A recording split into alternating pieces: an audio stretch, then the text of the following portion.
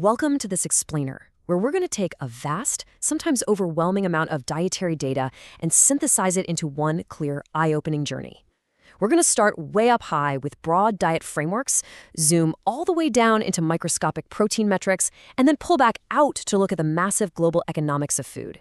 I am absolutely thrilled to share this with you, because once you see how all these puzzle pieces connect, it's going to completely change how you look at your very next meal. So here is our roadmap for today. We'll be covering frameworks of healthy eating, ancient wisdom and healing, the protein efficiency metric, the avocado effect, and finally, the real cost of health. Let's just dive right in. Part 1, frameworks of healthy eating, or making sense of modern diets. To really get started, we have to cut through the absolute noise of modern nutritional advice, right? It's an arena that honestly leaves most people completely paralyzed by choice and confusion. When we break down the major dietary frameworks, some very distinct approaches emerge. Take the Mediterranean diet. It focuses heavily on whole foods and olive oil, and it's fantastic for long-term heart health and longevity. But then you have the ketogenic diet, which takes a totally different route. It uses extreme carbohydrate reduction and high fat to shift your body into a state of ketosis for blood sugar control and weight loss. Then there's paleo, which is all about mimicking early humans by ditching modern processed junk. And of course, veganism, which completely removes animal products for a mix of ethical, environmental, and health reasons. The absolute key takeaway here is that there isn't just one magical path to health. Instead, think of these as different biological tools designed for entirely different goals. Moving on to part 2, ancient wisdom and healing, and what we might call the original superfoods. Because way before any of these modern diet trends or fancy synthetic supplements existed, ancient populations were out there thriving. They relied on specific whole foods that functioned as literal medicine, long before we ever had pharmacies. There's this incredibly powerful quote from a 67-year-old woman named Rebecca that just perfectly captures this paradigm shift. She said, "I stopped eating from the grocery store center aisles and started eating from the Bible." This is exactly what we're talking about, viewing your plate as a tool designed to either heal you or harm you. By trading highly processed center aisle convenience foods for ancient unrefined ingredients, she actually managed to reverse a variety of health conditions. What is truly mind-blowing is the sheer biochemical power hiding in these ancient staples. Historical texts highlighted foods like raw honey. Did you know raw honey actually contains natural hydrogen peroxide? Ancient Egyptians literally used it to prevent decay.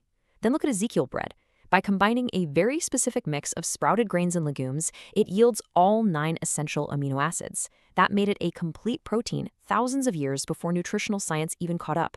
You've also got olive oil packed with polyphenols to repair your cardiovascular system, pomegranates that literally fight arterial plaque, and herbs like rosemary and thyme that act as potent natural antimicrobials. Okay, section 3, the protein efficiency metric. Let's rethink how we measure fuel. We're going to take that ancient wisdom and build it into the mechanics of modern dietary optimization, specifically looking at how we measure our most crucial macronutrient, protein. Now, understanding this requires a total paradigm shift. The old way of doing things was measuring protein by weight, like grams of protein per 100 grams of food. That makes a heavy, fatty food like peanut butter look incredible. But if you measure it the new way, by calories, it completely exposes the truth. You literally have to consume nearly 600 calories of mostly fat just to get that peanut butter protein. Measuring by calories reveals the true energy cost of your fuel. It tells you exactly what you are spending calorically to get the protein your body needs. When we rank our most efficient protein sources using this new metric, the results are super interesting. Shrimp absolutely dominates the scale at 24 grams of protein per 100 calories. Why? Because it contains virtually zero fat. It is almost entirely just protein and water. Right behind it, we see extremely lean turkey breast at 22 grams and pure egg whites hitting 21 grams since that fatty yolk is removed. And for the plant-based eaters, seitan, which is made from wheat, sits right at the top of those options with 17 grams. So the absolute crucial point here is how added fat just ruins biological efficiency. Think about canned tuna. If you simply swap canned tuna in water for tuna packed in oil, you cut your protein to calorie ratio nearly in half. You plummet from 21 grams down to 12.5. It's the exact same fish, but that added oil drives up your caloric cost without giving you a single extra gram of protein. But look, Finding good, efficient protein isn't just some modern science experiment. Human ingenuity has been at work across all of history trying to secure it. We're talking about the cultivation of lentils in the Fertile Crescent 10,000 years ago. Then, 2,000 years ago, Buddhist monasteries in China developed tofu. Jumped to 1904, and a massive Bulgarian yogurt craze sparked global interest in dairy. That timeline even brings us into the 1960s with the engineering of microprotein, which is this fascinating fungi-based food created specifically to help feed a rapidly growing planet and prevent global protein shortages.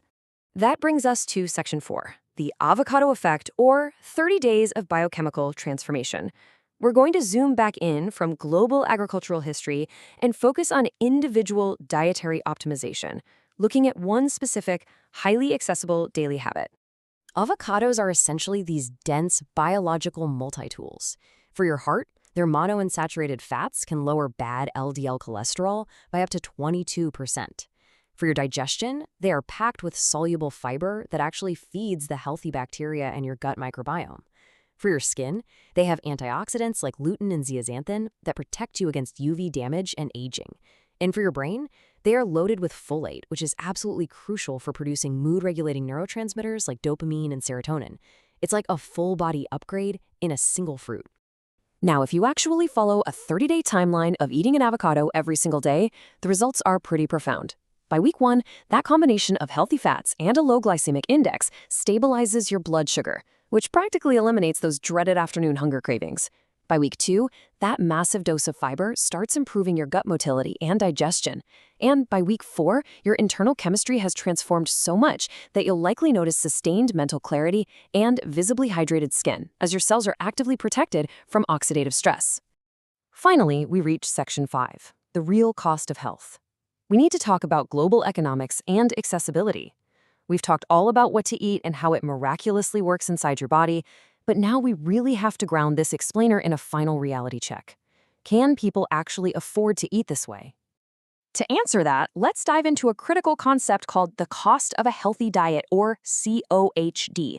This is defined as the least amount of money an adult needs each day to afford the cheapest possible combination of locally available foods that still meet healthy diet guidelines.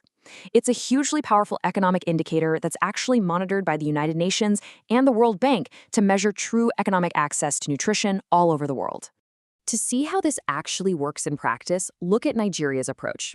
Every single month, their National Bureau of Statistics meticulously tracks the retail prices of over 150 local food items from a baseline healthy diet basket. By doing this, the government can compute the exact cost of a healthy diet for its citizens. This data is an absolute game changer. It allows policymakers to pinpoint exactly who needs intervention and what specific crops the country should focus on producing to eventually achieve zero hunger. Which leaves us with one final, deeply profound question to consider. We know exactly what a healthy diet looks like today. We understand it right down to the microscopic level of protein efficiency and cellular healing. But can our global economic and food systems actually evolve to make these life-saving diets a reality for everyone? As our scientific understanding of optimal nutrition reaches entirely new heights, our ultimate challenge is making sure that everyone, everywhere, can afford to have a seat at the table. So what do you think?